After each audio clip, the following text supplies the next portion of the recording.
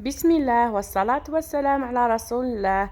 مرحبا بكم في مطبخ أم محمد. اليوم جيتكم بوصفة سهلة وسريعة وبنينة بزاف. هي وصفة بطاطا كوشة مع تتبيلة خطيرة تاع الدجاج والبنة ما نحكي لكمش حبيباتي. بسم الله. نروحو دركا المقادير. عندي هنايا لي كويس تاعي ندير عليهم باطا ياغورت ناتور، نزيد عليها فنجان زيت،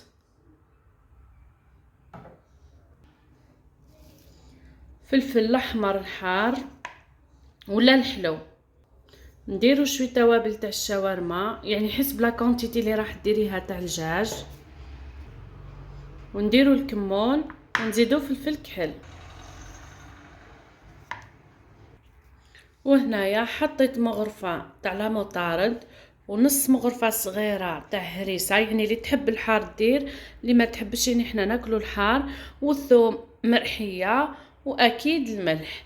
دركا هنايا نخلط المكونات هذو هكا مع بعضهم مليح حتى كي يدخلوا لي زيبيس هذو بيان في الدجاج تاعنا، ومن بعد نرجع لكم. يعني هنا يعني استعملت يدي هكا باش يعني نتبلو بيان الدجاج تاعي حبيباتي. ديروا فيه هكا فتوحات حلو بالموس هكا باش ندخلوا له التوابل كما راكم تشوفوا. دركا هنايا نغطيه ونحطه في الفريجيدار مدة ساعة ولا ساعتين، على الأقل أقل شي نص ساعة، ومن بعد نرجعو. هاوليكم الدجاج تاعنا هنايا يعني راه تبل بيان. دركا نحيه ونحط البطاطا في التوابل هذو. البطاطا تاعي قصيتها دي روندال هكا، يعني ما هم خشان طول ما هم رقاق مويا، ومع نص حبه بصله كبيره، ودوك نخلطها هكا بيان.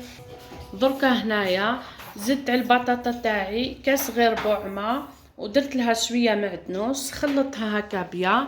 دركا نجيب الصينيه اللي راح نطيب فيها، نحط فيها البطاطا تاعنا هكا نستفها بيان. هنا يعني انا الصينيه هذيك جاتني صغيره، مالا درت في البلاطو هذا تاع الكوزينيير. دركا حطيت البطاطا ومن بعد نحط الدجاج تاعي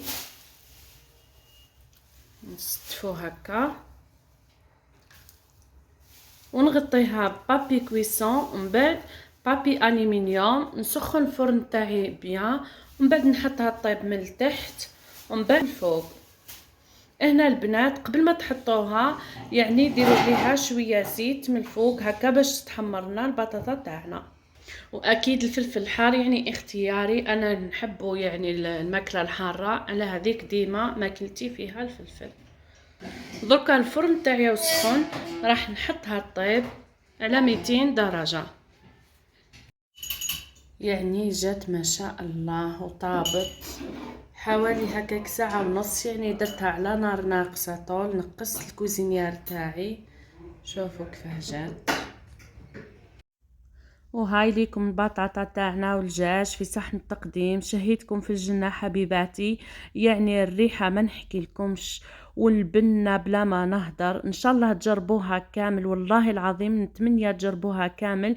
يعني الوصفة هذه راهي بنينة بزاف وسهلة وبسيطة يعني وسريعة.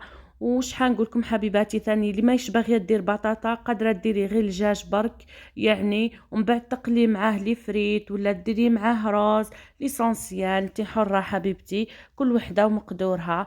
وشهيتكم في الجنه حبيباتي، وما تنساونيش بجام وابوني وبارطاجيو لي الفيديو يعني هكذا باش تزيد تكبر لمتنا. شوفوا البنات البطاطا قسمتها معاكم يعني كيفاه جات طايبه زبده.